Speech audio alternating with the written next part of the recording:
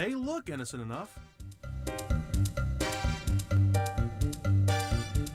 Chili peppers are bright and colorful. They even make people laugh. But chili peppers can turn a macho man into a whimpering fool. That's me, caught right in the middle of one of the hottest trends in food. Hot food, sometimes fiery hot. Warning, extremely hot. Use responsibly and keep away from children and small pets. You've heard of comfort food? Well, this is discomfort food. What makes them so nasty? It's hot. It's been called culinary bungee jumping. Good boy. Woo! Everything from salsas that'll make you sweat, to hot sauces with names you can't say on TV, to fancy foods that really turn up the heat. This is going to pump out some pretty dangerous fumes. Normally I'm the host of Food 911, but this time I got into a few of my own food emergencies as we search for those who just love to eat the heat.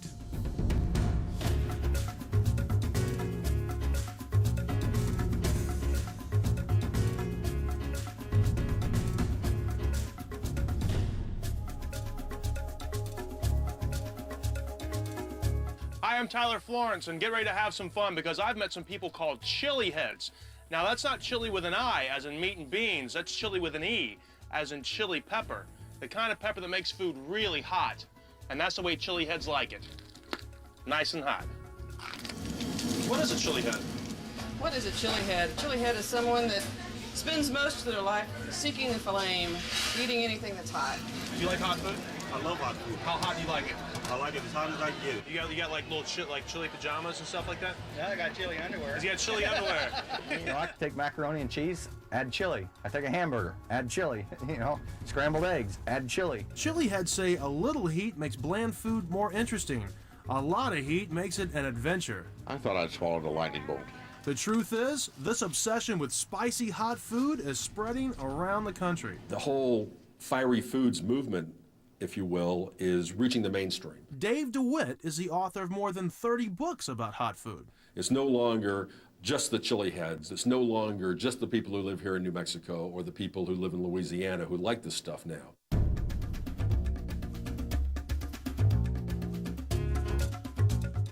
Dave's right. We found chili heads everywhere we went. And like he said, in New Mexico, where chili peppers are a way of life, and we found them in Louisiana, home of hot pepper sauce and spicy Cajun food. But we also found chili heads eating Caribbean food in New York City. We'll take you to an unusual potluck dinner in New Jersey with dishes like habanero pumpkin pie and killer hot chocolate chip cookies. And speaking of killer hot, I got myself into a hot sauce eating contest that pushed me right over the edge. That's hot. God. That's hot. We'll also take you to the heartland, to rural Indiana, for an unusual gathering of chili heads. But we're going to start in Austin, Texas, which claims to be the hot sauce capital of the world. Well, they do host a little thing called the Fiery Food Show, with some food products so hot they even have their own warning label. That's right, this fiery food movement is growing so fast there are even trade shows, like this one in Texas and the national show in New Mexico. But look a little closer and you'll see this is no ordinary show. This is called Jump Up and Kick Your Butt. We found some unusual things, like a habanero cheesecake, which was really delicious, and green olives stuffed with jalapeno peppers. Makes the best dry martini you ever had in your life. I like dry martinis. Mostly, we saw the chili heads' three basic food groups: hot sauce, barbecue sauce, and salsa. And it seems everyone here has a favorite family recipe for salsa. Have you been to the market lately? Some of these companies are using really good ingredients. This one uses lime and habanero. This one uses peach and pecan. And this one uses chipotle.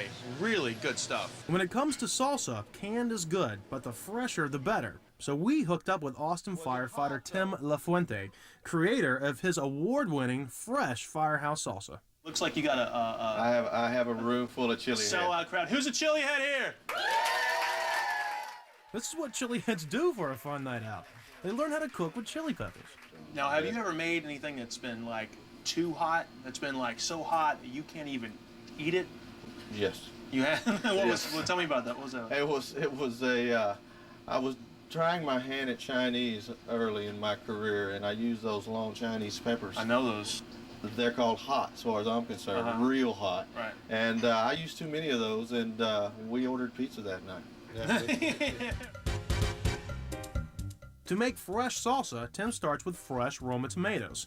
Next, this firefighter adds the heat. We use 2 jalapenos and 3 serrano peppers. We use 2 kinds in here. I think the jalapenos give it flavor and the serranos give it heat. Tim uses a little vinegar and fresh lime juice to give it zing. Then he adds a little cilantro, a few cloves of garlic, a pinch of cumin, and a little salt. So now, have you ever used like habaneros for salsa? One time, like I did those Chinese peppers. They're too hot. To get the texture just right, Tim saves the canned tomatoes for last. Texture is important, so the salsa stays on the chip. I think we got an award-winning salsa, right? Give it a shot.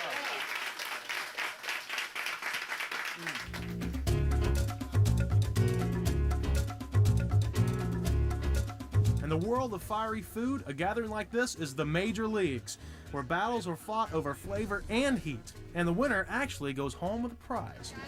Not that stuff is making everybody sweat around here? Yeah. But Wendell Peters is a lawyer from California, and he does this mostly for fun. Wendell makes a sauce that's so hot, it'll make you sweat in a matter of seconds. We'll do it at the same time, right? Ready to go? This is mine. It looked like everyone was having so much fun, I had to try. Shan and I are going to melt down together, all right? Ready? Ready, here we go. You know, everyone reacts differently to chili peppers. The more taste buds you have, the hotter it feels. What's it taste like to you? Don't do anything of it. Really? What's it taste like? Oh, it's hot, peppery. Yeah. Hey, there we go. Right? Look at her, man, she's dying. I'm on fire. Even with just one drop, the heat keeps building. I'm feeling this, man. Oh, yeah. Woo! This is the fiery food version of whitewater rafting, or roller coaster riding. My tongue is swelling up. Feels like I'm on the sun. Why do we do this to ourselves, especially the burn of those extremely hot sauces? It's that seeking of a thrill to find out, how hot is this going to be, and can I take the heat level? That's what it is. It's the fascination of the unknown. But just what is it that puts the thrill in chili peppers? What's the secret behind that wild ride? When we come back, we're headed off to New Mexico to find out what makes the stuff so darn hot. You ready to go? Ready. Right?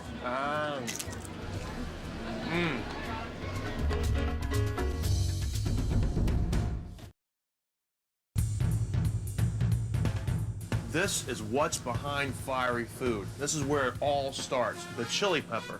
And whether you like these guys fresh, roasted, ground as a powder, or in a pepper sauce, this is what makes food hot. I mean, really hot. How hot? Well, after recording 3 versions of that line and taking 3 bites out of chili peppers, this is what happened next. Oh, it's hot. Okay, that's correct. What is it about a hot pepper that makes you sweat, makes your nose run, and your face turn red? What is it that can make a grown man cry? It's very intense heat, and it'd be back of your throat. Dr. Paul Bosland knows what makes chili so hot. He may be this country's authority on chili peppers. We can create new colors, new flavors, new shapes, plant height, different kinds of leaves. It's just tremendous what we could do. Working at New Mexico State University, Dr. Bosland created some new varieties, like this Halloween plant with orange and black chilies. He developed a long, mild pepper that you've probably eaten in salsa. And he knows so much about what makes peppers hot, he's even developed a new jalapeno and took out the heat. And I can just take a big bite of this and really have no reaction. He created this mild jalapeno by reducing the amount of capsaicin in his new pepper. Capsaicin is the substance that makes chilies hot. It's not the seeds like most of us think. The seeds themselves aren't actually hot. And if you cut a chili open, you'll notice right along where the seeds attach some yellow veins.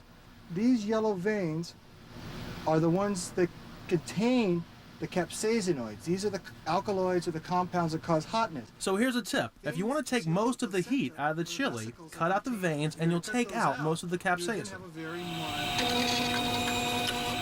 In order to know just how hot peppers are, they're tested. The measure of heat is called Scoville heat units, after pharmacologist Wilbur Scoville. Before computers, Scoville used professional tasters to establish the heat rating of hot peppers, but eventually the people would just burn out. And so what has happened is we've turned to a machine, like the one behind me here, that actually sees the compounds, counts the molecules, and then tells us how many pungency molecules are in the sample. And the machine never gets taster's fatigue, which is very nice. You can find chilies in all different heat levels, and they come in all different shapes, sizes, and colors. Red, green, yellow, or like these habaneros, the color of fire. Now, do you like hot food? I love hot food. Now, how hot can you take it? Mark Henson is the produce manager at Central Market in Austin, Texas, where he sells 40 kinds of peppers. We asked Mark to cut through the confusion about chilies. This is a banana pepper, what most people really look for in a mild, sweeter pepper. Next up the scale is the poblano pepper and New Mexico chilies. They come in at about 1,000 to 1,500 Scoville units. Now, what would be like the next level of heat? The next level of heat of what we have here would actually probably be the jalapeno. This is about 2,500 to 4,000 Scoville units. As you move on up, then you have a serrano pepper. Right. Believe it or not, okay? And then this is too hot for most people to eat raw. Serrano, crazy, hot. Yeah, yeah. Right. And then as you move on up, you have this, which is a Thai chili pepper. And what kind of Scoville unit are we talking about with the Thai chili?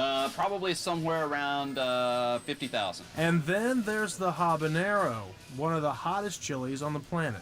If you want to just give an idea of where a habanero ranks on the Scoville unit. Yeah, let's talk about that. Jalapeno ranks 2,500 to 4,000 on the Scoville unit.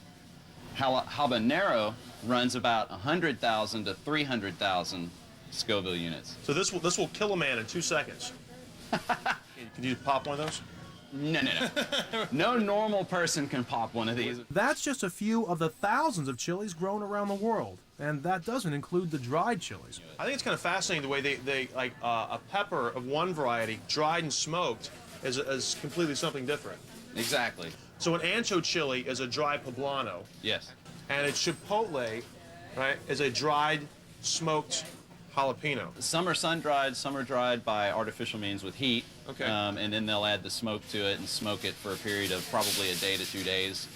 Why so many different kinds of chilies to cook with? Well, as chili heads know, they all have a different taste and a different burn. Eating chilies is like drinking wine. The very first time you drink wine, the thing you notice is alcohol. But after a while, you can tell a red wine from a white wine, and chilies are the same way. After a while, you can tell what's in a salsa or a dish. So we have this young green Thai chili pepper. Fu Swazdi is a master at blending different chilies. She trained as a food scientist, and now she owns Satay in Austin, Texas, where she prepares Thai food, one of the hottest cuisines there is. Can you imagine what Thai cuisine would be like without hot peppers? I would think it's gonna be pretty boring. Right. You know, because chili pepper may give the food a little kick. Fu cooks with Thai chili peppers, those little rockets that kick out 50,000 Scoville units. She also likes to use fresh Texas jalapenos. So it depends on the levels of heat and the flavor we try to accomplish. One of her specialties is Thai basil chicken, using a special kind of herb called Thai holy basil. It's a simple stir-fry dish with big flavors. As usual, Fu starts with the chilies. So when you're cooking with Thai chilies, it's a good idea to add them to the oil first. Add to the oil with the garlic. With the garlic. It's stir-fry together. It gives you a very, very good aroma.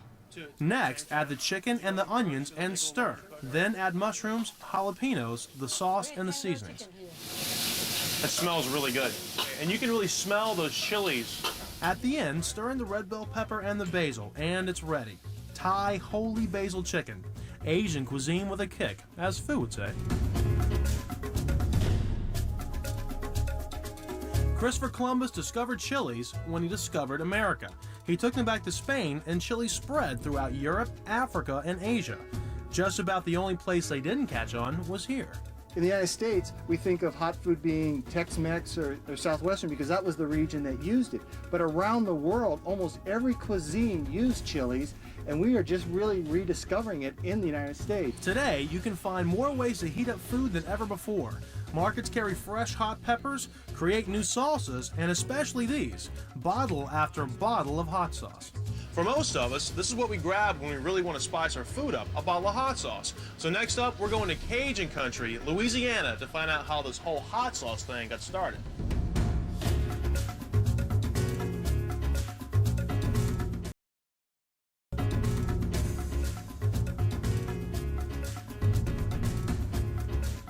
Not convinced yet that this hot food thing is for real? Well, look over here.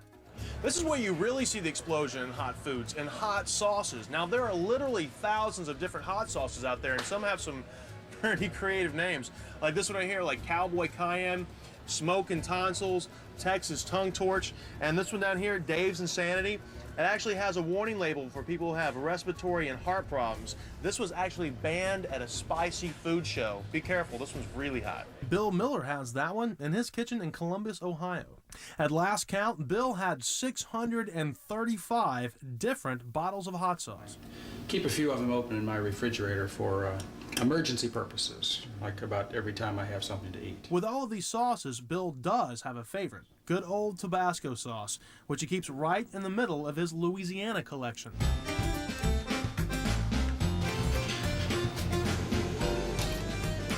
Tabasco is made on Avery Island in the Louisiana Bayou. This is hot sauce country, near cities like New Iberia and St. Martinville, where the water tower used to be shaped like a hot sauce bottle. Down here, instead of ketchup and mustard, there's a bottle of hot sauce on every table. And chances are good it's a bottle of Tabasco sauce. You see, Tabasco sauce is the mother of all hot sauces. The first hot sauce, the one that started it all, way back in 1868. Paul McElhenney heads up the family-run company that makes it. We've had Tabasco present on our table and, of course, in the kitchen for as long as I can remember. Paul's great-grandfather, Edmund McElhenney, started making the sauce in his kitchen right after the Civil War. He loved to spice his food with peppers, so this was the offshoot of his own passion for properly spiced food. Edmund put the first batch of pepper sauce in old perfume bottles and gave some away to friends. They loved it so much, he turned it into a mom-and-pop business. Tradition is still strong on Avery Island, so the sauce hasn't changed much from the recipe that Edmund wrote in his journal. My pepper sauce is made thus. To each gallon of ripe fruit, add 1 coffee cupful of salt, then mash thoroughly, and when mashed with the salt, pack into jars. The sauce is still made from the same 3 ingredients, vinegar and salt, and only one kind of pepper, the fiery hot Tabasco pepper. I've heard it described as a mellower flavor. It's hot. It's hard to describe it as mellow. They still pick the peppers by hand, still weigh the peppers out in the field, and they still grind the peppers the same afternoon while they're fresh. The peppers are crushed with salt that's actually mined right here on Avery Island. This is the beginning of a 3-year aging process that makes Tabasco different than every other sauce.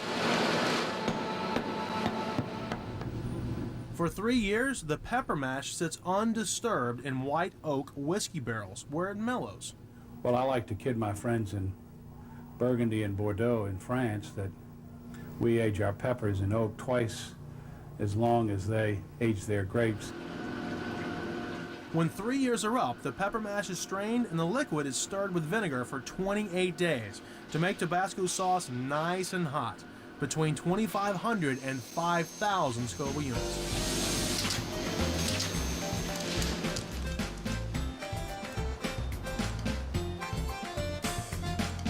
The traditions of this old family business helped to shape a Louisiana tradition. Hot sauce and spicy food, especially seafood. Just the right amount of Tabasco and lemon juice, that's perfect. May have to order another dozen. Eula Doré has been cooking on Avery Island for more than 50 years. She's making an incredible dish, shrimp and crab sauce piquant. It's one of her Cajun family recipes from a cookbook she's creating with food writer Marcel Bienvenu. All their food is just real lively, and they like their music fun, they like to dance, they like, they don't do anything real quiet. Now this is ground cayenne. Eula puts a little cayenne in the potato salad, even Tabasco in the butter for the garlic bread, but just a little. You taste the seasoning, but it's not a burning. sensation. You know, that your eyes drips, or it's not like that, right? And I just think that the amount of hot sauce or the seasonings that we use brightens the food, or it just gives it an extra, it tweaks it a little bit. Now, it might seem that hot peppers are what makes Eula May a great Cajun cook, but knowing how to cook with peppers is just part of it. Her secret ingredient, like all great cooks, comes from inside. I'm thinking I'm going to do something you're gonna enjoy. And then the smile, the ahs, and the oohs, it's music to my ear, really. The TLC that Eula May puts in everything she cooks was there in Edmund McElhenney's kitchen when he invented hot pepper sauce. Today, this is a modern company known around the world, but in many ways, it's still a mom-and-pop operation, much like the small family companies that are behind the boom in fiery foods. Like Tabasco sauce, they all start with TLC, with a passion to share a favorite recipe and with our desire to play with fire.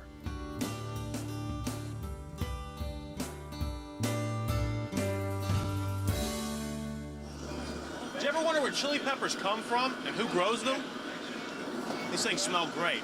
These peppers came from a really small town that's famous for growing some of the best chili peppers in the country, and that's where we're going next. Ah.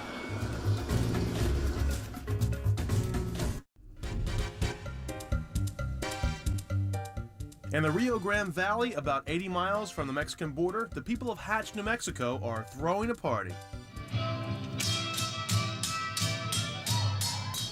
Every year over Labor Day weekend and right at the peak of chili harvest, tourists come for the Hatch Chili Festival.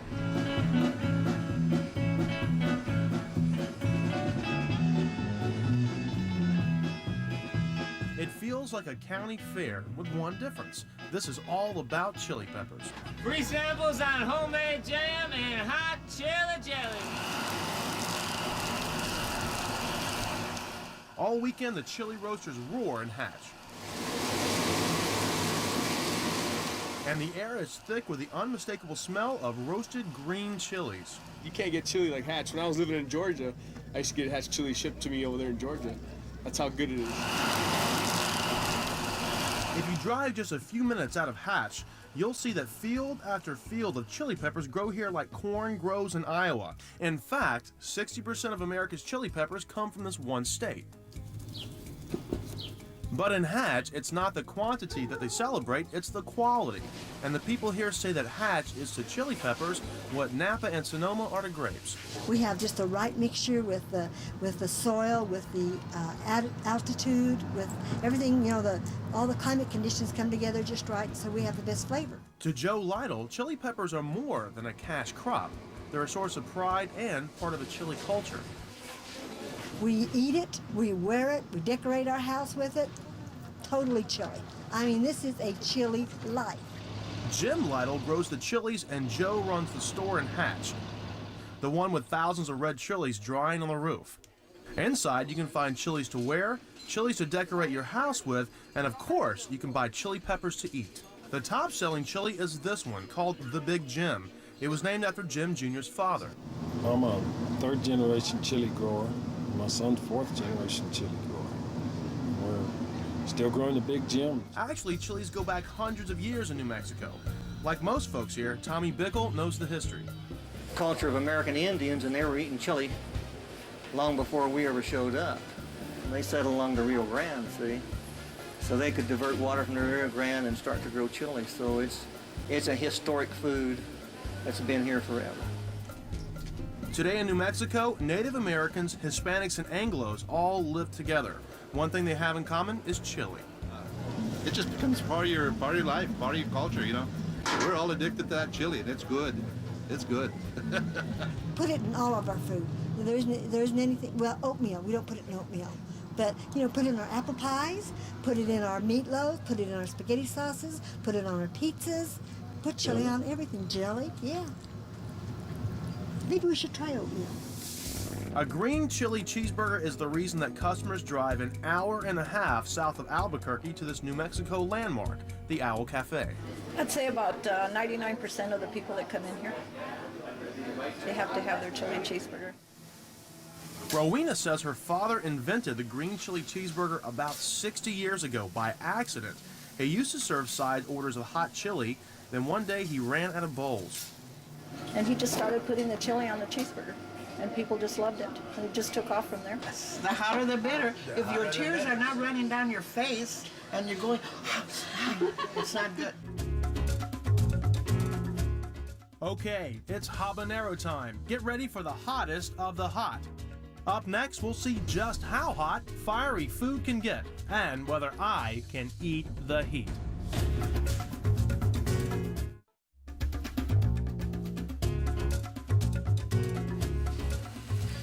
This is the king of chili peppers, the hottest of the hot, the habanero. This is like 6 or 7 cases full of one of the world's most lethal chili peppers. 100 times the power of the normal jalapeno.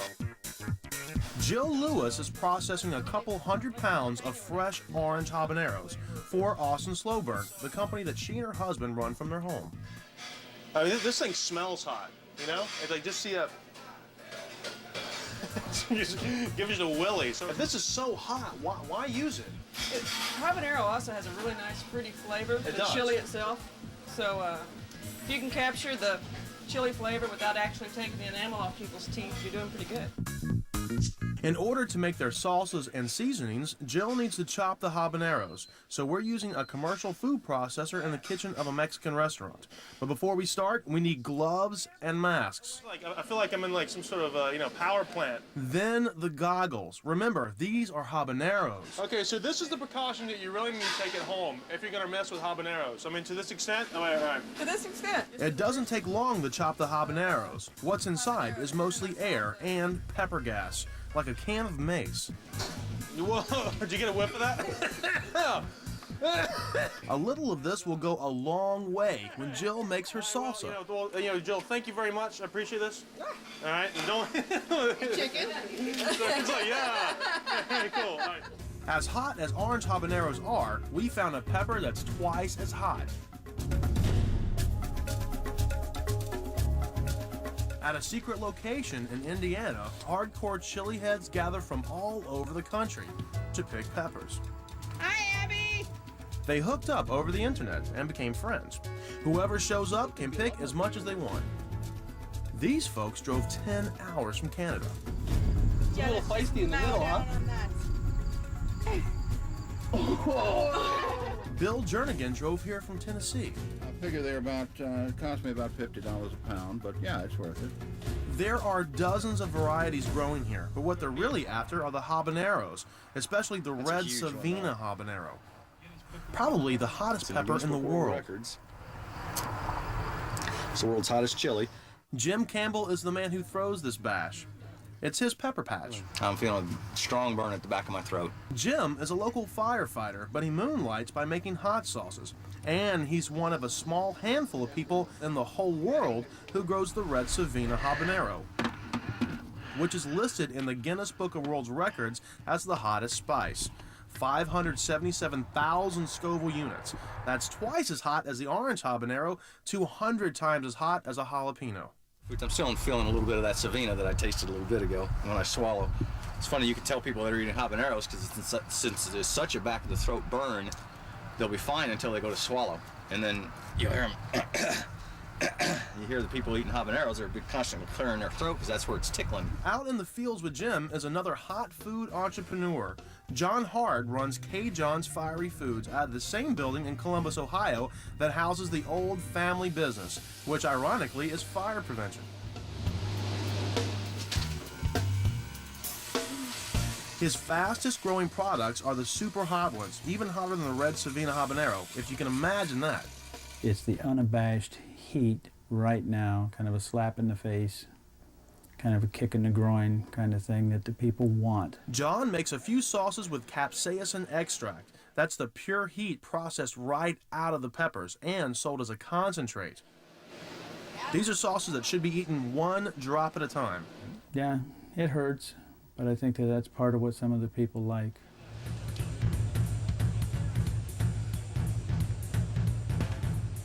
So far, I've eaten fresh hot peppers, habanero salsa and hot sauce.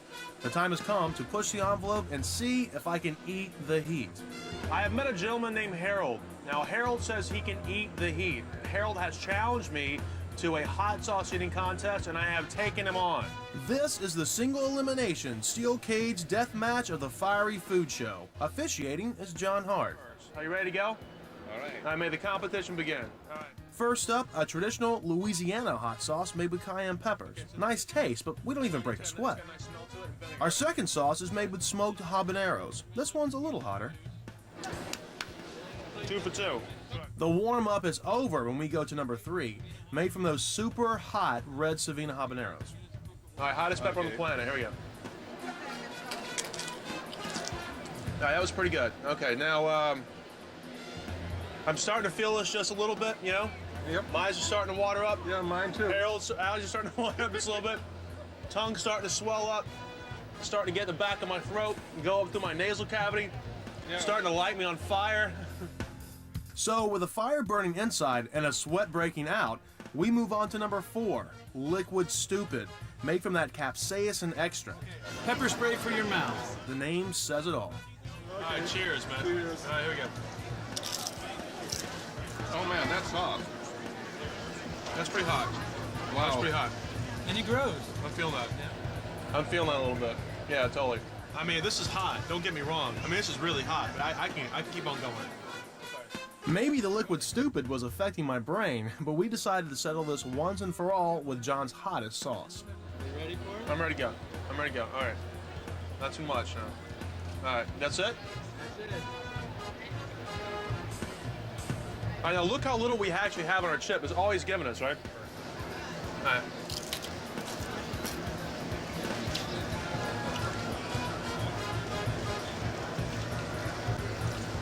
That is hot. That's hot. Oh man. That's hot. God. That's hot. Oh man. I think we need to put this fire out before we have like a real 911 here. All right, Harold, thank you very much. That was a heck of a challenge, right? Neither one of us bailed out, but we took the heat. There you go. There you go. We can't eat the heat. So our Texas showdown ended in a draw. A couple of macho men reaching for some milk to put out the fire. It's a bit like putting the battery on your tongue. Most chili heads will tell you that some heat is nice. It makes food more fun, but it shouldn't get in the way of the flavor. They suggest that you start with a dish you already like and then add a layer of heat, a little at a time. Can you guess what chili heads eat when they get together for dinner? Well, I'll give you a little clue. It's called a hot luck, not a potluck, a hot luck. And that's where we're headed next when Eat the Heat continues.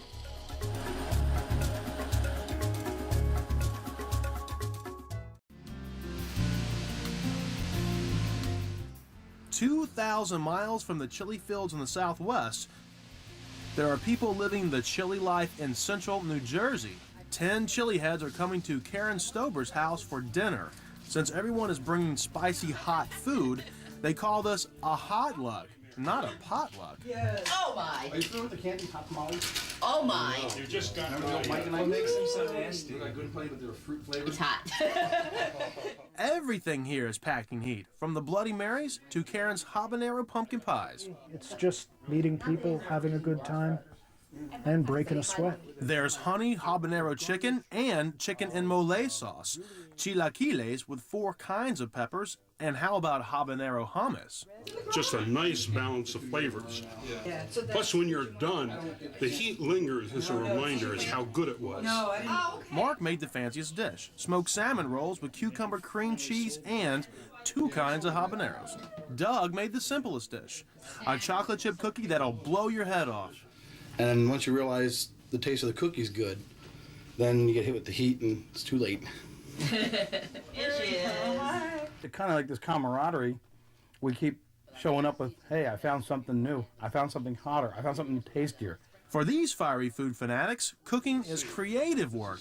After all, where are you going to find a recipe for Chipotle fudge brownies? You have to make it yourself and have other people make their specialties, because you won't get this in any restaurant. Risa Golding loves to tinker with her recipes. She used chipotle powder and a little cayenne to make her fudge brownies. And she used 2 kinds of habanero powder to make her hummus. It's hot. It's very good, but it's hot. Risa's always reinventing her recipes, rethinking what she can do with peppers. For me, it just makes cooking more fun. It gives it another layer, you know, flavor, a little an intensity. That's why her kitchen is full of chilies. Dry powders over here and here. Whole dried chilies down there. I've got chilies everywhere. When it's time for dessert at the Hot Luck, the culinary bungee jumping really begins. Andy takes out his travel case with hot pepper powders and covers a bowl of ice cream with dried red Savina habaneros. So I've got another spoon here. Would you like some of this? Please. Oh, that's good. Remember, that's more than 500,000 Scoville units in those sprinkles. They try some of the evil habanero chip cookies. But Doug's not finished. He's a two-time pepper-eating champion, and nobody's surprised when he starts popping whole habaneros. Let's watch our face blow up. Hot candy, but candy. Since habaneros have a delayed reaction, it takes a few seconds before Doug lights up like a Roman candle. Oh, here it goes. Take a little Okay. Now you're somewhere over the rainbow. Are you wondering what's going on here? Well, what's going on here is that some of these folks are aiming for what they call a chili high. Listen to our professor. There is a phenomenon called a chili high, and it's real. And what it is that when you eat a chili pepper, you notice that the heat just disappears in your mouth. It's not because the compounds have disappeared, but it's because your body has produced endorphins to block the pain. Endorphins are your body's own natural painkillers, stronger than morphine, the same thing that produces a runner's high. Oh, it's a buzz, it's a rush. It's kind of like if you're riding a bike for a long period of time. A little lightheaded, a little buzz going. So now we know the rest of the story. Hot peppers may add unusual flavor and make your food more exciting, but if you eat enough heat, you can also get a mellow, groovy kind of buzz. I like the flavor. I love the rush. Right now, there are creative chefs across the country who are rethinking what they do, and like the chili heads, they're discovering that chilies can put new life in old recipes.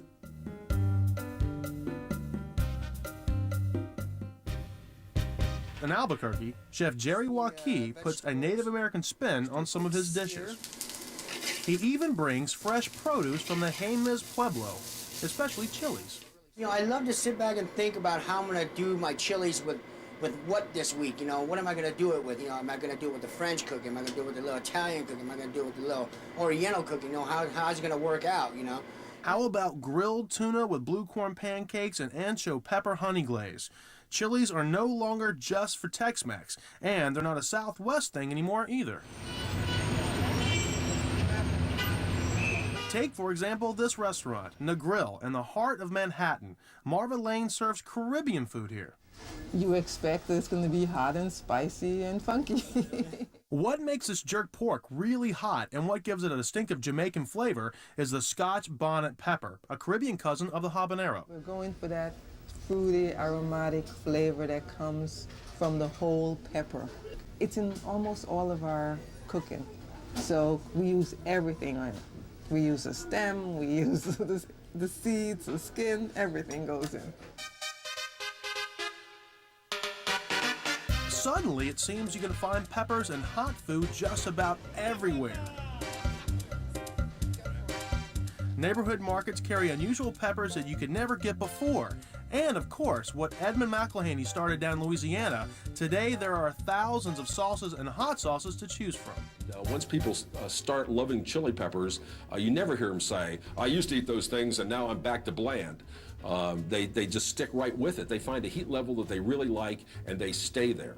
Hot peppers have been around for more than 400 years. It's taken a long time for them to catch on in this country, but now there are more choices than ever.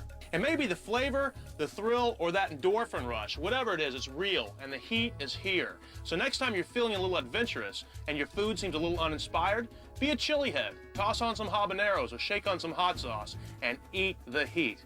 I'm Tyler Florence, and thanks for watching.